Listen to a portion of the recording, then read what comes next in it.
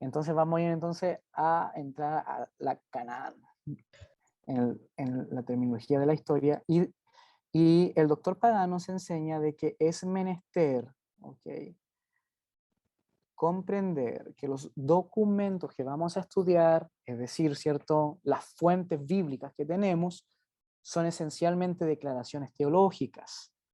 Declaraciones teológicas. Eso, por favor, subráyelo, porque son conceptos que debe de manejar. Declaraciones teológicas, afirmaciones de fe y comprensiones religiosas de las experiencias de la vida. Los textos bíblicos contienen más que material histórico al concepto seco de la historia como un instrumento objetivo de lo que pasó.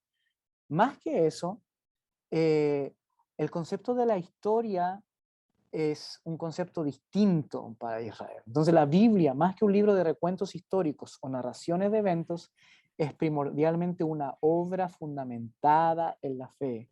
Presenta en efecto, más que la historia secular de las comunidades antiguas, la historia de la salvación. Y eso es lo que les mostraba la semana pasada en el PowerPoint que ya lo tienen, ¿no? Que el, el la teología afecta a la hermenéutica y la hermenéutica afecta a la exégesis. En Israel es lo contrario.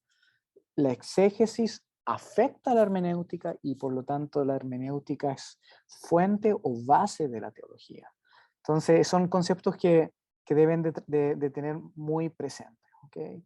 Entonces la historia de Israel es una historia de amor entre Yahvé y su pueblo. Los acontecimientos registrados en las páginas veterotestamentarias son un diálogo al corazón de un pueblo que descubre su identidad y sus orígenes en sus memorias más profundas. Entonces, Israel se hacía dos preguntas en medio de las crisis, ya sea naturales o bélicas que vivía. La primera pregunta era, ¿quiénes somos? ¿Quiénes somos? Y esta pregunta es una pregunta que no se aleja a nuestra realidad porque tiene que ver con nuestro proceso psicológico de poder ser resiliente frente a la crisis. Nosotros también lo hacemos cada vez que hay un divorcio, cada vez que hay la muerte de un hijo, la muerte de un ser querido, la pérdida de un trabajo, el fracaso de un ministerio. Cada vez que pasa eso, nosotros nos preguntamos, y bueno, ¿y quién soy yo? ¿Y quién soy yo?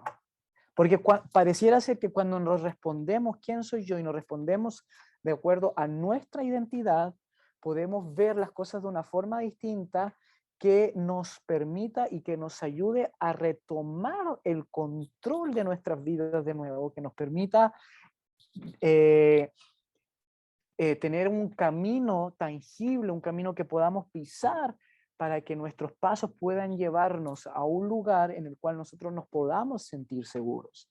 Entonces es una pregunta que nos hacemos nosotros, es una pregunta que se hicieron ellos. Entonces esto tiene que ver con un proceso antropológico de nuestra identidad. ¿Quiénes somos? Ahora, Israel, cuando se hacía esa pregunta, inmediatamente se hacía la segunda. Bueno, ¿quiénes somos? ¿Y quién es nuestro Dios? ¿Quién es nuestro Dios? Hoy día vamos a aprender que Israel encontró la respuesta de la primera pregunta en la segunda. Es decir, ¿quién es nuestro Dios? Y de acuerdo a quién es nuestro Dios, podemos decir quiénes somos nosotros. Porque el Pentateuco deja muy claro que el Señor escoge a Israel no porque sea el mejor pueblo, no porque sea el más grande ni el más fuerte, sino por pura misericordia. Entonces, dichas memorias son recuerdos de acontecimientos históricos que han sido interpretados y reinterpretados. Y cuando uso estas dos palabras, no le tengan miedo, por favor, porque no son en el sentido de forzar o de cambiar o de mentir o de engañar en el suceso, en el evento histórico. Cuando yo hablo de interpretación y reinterpretación, lo que quiero decir para que lo subrayen, porque también va a ser pregunta de la prueba, es simplemente un énfasis, un lineamiento que quiere entregar de forma específica al evento histórico. Israel no va a transmitir todo el evento histórico.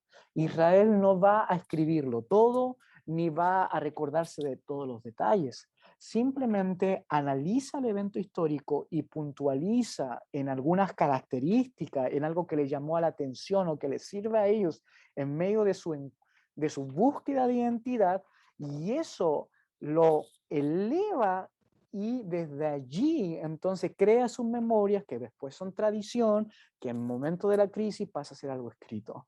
Entonces no es un intento de engañar, sino es un intento simplemente de enfatizar algo por sobre todo, porque por sobre lo demás, porque nuestra forma de ver la historia es que cada detalle tiene su misma importancia, cada detalle tiene la misma importancia que el otro. Bueno, voy a contar todo y le voy a dar a cada detalle el mismo grado de importancia, el mismo valor, el mismo tiempo. No, Israel no. Dice, bueno, esto sí, sí es importante, pero no lo quiero usar, esto sí es importante, pero no lo quiero usar, esto sí es importante, pero no lo quiero usar. En esto me quiero concentrar, esto quiero enfatizar. Y eso es interpretado y reinterpretado, porque la interpretación, esa es la diferencia de la interpretación con la reinterpretación. La interpretación tiene que ver con puntualizar un detalle, con enfatizar un detalle, y la reinterpretación tiene que ver con describir ese detalle desde un presente histórico diferente. ¿Ok? Entonces, por ejemplo, el Éxodo, que es un gran evento histórico en Israel, por más que personas dicen que no, el Éxodo, que es un evento histórico, no es mirado desde la misma forma cuando Salomón inaugura el templo a que sea mirado cuando Zorobabel inaugura el segundo templo en el año 516. Son dos inauguraciones de templo, los dos miran un evento histórico puntual, pero cada uno va a, a enfatizar algo diferente de acuerdo a la crisis que se está viviendo en su contexto, en su tiempo y en su espacio. Voy a cerrar esto y voy a abrir para preguntas. Entonces, de acuerdo con la elección que el soberano del universo le otorgó a un pueblo pequeño y sin valor, para que él mismo revelara su plan salvífico para el mundo. Y esto le estamos escribiendo para ustedes, ¿ok? Porque la pregunta es, y es algo con lo que vamos a ir meditando en todo este curso, cuando Israel sale de Egipto, ¿solamente salió Israel de Egipto? ¿El éxodo solamente es el éxodo de Israel? ¿O también es el éxodo del mismo Dios? Ya vamos a ver eso. No nos adelante. Pero desde lo que hablé aquí, en esta diapositiva, ¿alguna pregunta, algún comentario? Matías, ¿tenemos alguna pregunta, algún comentario? No, a ver, pastor, una consulta. ¿Por qué nuestro Señor no validó la tradición de los ancianos? Importante, porque ya en el tiempo del Señor Jesús, la tradición de los ancianos ya era un paralelo con lo que estaba escrito. O sea, la tradición que concluyó en las fuentes escritas y que después concluyeron, ¿cierto?, en el canon del Antiguo Testamento, algunos ancianos, cuando pasa el proceso de canonización, y esto es muy importante que lo manejen ustedes como predicadores y estudiosos del Antiguo Testamento, cuando pasa el proceso de canonización, ya lo escrito es la autoridad máxima. ¿Y quién pierde? A ver, le hago esta pregunta. ¿Y quién pierde poder? Los que gobiernan. El rey, los profetas, los sacerdotes, los ancianos. Entonces, esa pérdida de poder llevó incluso a los mismos ancianos a no aceptar algunos escritos, algunos sí y algunos no. Cosa que el mismo Señor Jesús habló, ¿no? Cuando dice que validó la Torá, los profetas y el Señor Jesús en Lucas 24 le puso y los salmos, es decir, los ketubín, los escritos. Entonces, por eso, en el tiempo del Señor Jesús, los ancianos se seguían apegando a su tradición, porque ellos no validaban que esa tradición fuese escrita y que por lo tanto les haya hecho perder a ellos el control y el poder y el respeto y el monopolio de la interpretación. Entonces muchos de ellos, para evitar eso, se quedaban solamente con la tradición y no reconocían para nada el proceso de escritura o de canonización. Y es por eso que vemos que después nace, ¿cierto?, tantas revisiones de la misma palabra, porque bueno, dice, ya, bueno, los ancianos no pudieron irse en contra del proceso de escritura, entonces, bueno, nosotros vamos a decir cómo se debe de interpretar esta escritura. Y por eso que odian tanto a nuestro Señor Jesucristo en el tiempo del primer siglo, porque el monopolio de la interpretación que estaba en los ancianos, que estaba en este caso en los fariseos, en los escribas y en los doctores de la ley, pierde fuerza con el Señor Jesús, porque el Señor Jesús trae una interpretación distinta, diferente. Entonces eso para ellos es pérdida de poder, es pérdida de posición, y como dice Gerard Tyson, que habla sobre el honor y la vergüenza en el concepto de cultura de honor y vergüenza. Los ancianos obviamente con el Señor Jesús quedan en vergüenza y pierden todo el honor, toda la fama, toda la aceptación, todo el control, porque su interpretación es puesta en duda. Qué interesante esta reflexión, Pastor Ismael. Y claro, aquí hace sentido cuando los maestros de la ley, ellos no preguntaban, ellos eran. Ellos les pagaban cada vez que llegaban al lugar, pero ellos nunca preguntaron. Y esto es precisamente una pérdida de poder. Qué buena.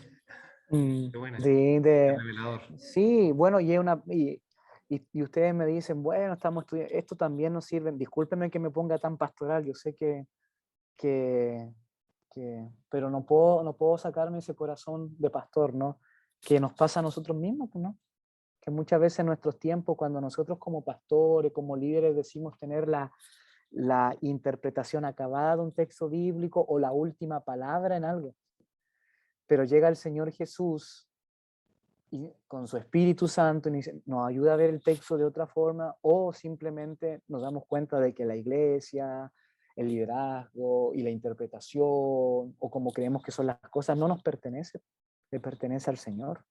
Entonces, todavía eso nos sigue confrontando, porque nosotros muchas veces pasamos a ser los ancianos, ¿no?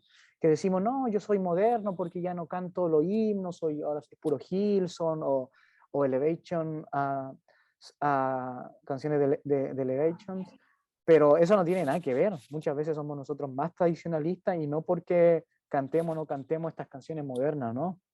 Sino porque nosotros nos hacemos dueños de la forma de interpretar del texto y de cómo deben ser las cosas, cuando no es así, no somos dueños de eso. Por eso es que la palabra está por sobre todo hombre. Ella es la que tiene poder, no el hombre mismo. ¿No? Qué interesante, qué buena. Sí, por eso la palabra, como decía la autora a los hebreos, ya sea Clemente o Pablo o Apolos o Priscila, que puede ser también, o Aquila, ¿no? No sé quién haya escrito Hebreos, dice que es viva y eficaz. Entonces, incluso hasta una forma de interpretar este texto bíblico, tú ya ni siquiera puedes darte el lujo de volver a interpretarlo siempre de la misma forma. Porque la exégesis no cambia, no varía, pero la hermenéutica sí. ¿Por qué cambia la hermenéutica? ¿Por qué cambia la interpretación? Porque el contexto donde tú estás trayendo el texto ha cambiado. Las personas cambian, tú cambiaste, tu audiencia es distinta, y por eso que este hermeneuta argentino, se los di a ustedes hace una semana atrás, ¿cómo que se llama? Se me olvidó. Ya me voy a acordar. Este exégeta argentino nos decía de que la hermenéutica respondía al proceso de cambio y de crisis de la comunidad. Entonces, por eso es mudable, es vivo, es plástico, siempre se va moldeando de acuerdo a la crisis. Y tú como pastor, jamás, pero jamás puedes, y tú como pastora jamás puedes quedarte, esta es la interpretación, me la enseñaron así. No, no, no, no. Por eso que muchas veces tu predicación o mi predicación no es efectiva porque no incorpora la realidad del presente de la cual está viviendo tu comunidad. ¿Ok? Entonces, y eso es lo que hace la diferencia. Y eso entonces, por eso es nuestra tarea conocer a la gente, conocer la situación, dejar que el texto, que el texto le hable a esa situación. Por eso que los mejores predicadores son los mejores pastores. Porque muchas veces puede ser predicador y no pastor, o puede ser pastor y no predicador, porque los que conocen a la gente, los que conversan con ellos, les llaman, saben lo que está pasando, son capaces de interpretar este texto bíblico de acuerdo a las necesidades de las personas. Preguntas. Irma, ¿Sí? Felipe dice si pueden mencionar de nuevo la definición de interpretación y reinterpretación. Sí, gracias. Cuando hablo de que han sido interpretados, que enfatizan un detalle en particular del evento, y reinterpretado, que son capaces de mirar ese énfasis que han hecho de una forma distinta de acuerdo al contexto nuevo que están viviendo. ¿Ok? De una forma distinta de acuerdo. Voy a poner un ejemplo. Se interpreta el tabernáculo, el arca en el tabernáculo cuando Salomón inaugura el primer templo, ¿no? ¿En qué se enfatiza? En el lugar santo y en el lugar santísimo. Oh, se enfatiza eso. Y le dan, y el escritor del libro de Reyes le da, pero mucha importancia al lugar santo, al lugar santísimo, a cómo se hizo el templo. Pero después, cuando tú lees, por ejemplo, la construcción del segundo templo, que es el mismo evento histórico que también trata de ver el tema del lugar santo y el lugar santísimo, no le dan tanta bola a eso, sino que le dan más bola de que, porque incluso el templo es más pequeño, sino que a la misma presencia de Yahvé está ahí. Y, independientemente de que esté en el lugar santo, en el lugar santísimo, pero la presencia, y eso es lo que dice el profeta Ageo, ¿no? Que vio que la gloria de Jehová está ahí, y dice, la gloria de esta casa será mayor que la primera. Entonces, el énfasis de eso. Entonces, el concepto de lugar santo y lugar santísimo es reinterpretado de acuerdo al contexto de Zorobabel. ¿Y cuál es el contexto de Zorobabel? Que el templo es más pequeño. Ese es el contexto. Entonces, el énfasis que estaba en el tiempo de Salomón entre el lugar santo y el lugar santísimo y todas las cosas, no es tan importante en el contexto de Zorobabel, porque en el contexto de Zorobabel la gente está deprimida porque el templo es pequeño. Templo pequeño significa Dios pequeño. Ageo dice, nada que ver, la gloria es la misma. ¿Ya? Eso. Bien, las preguntas entonces, ¿qué es la historia? Y aquí entran los autores que teníamos que ver hoy día, ¿no?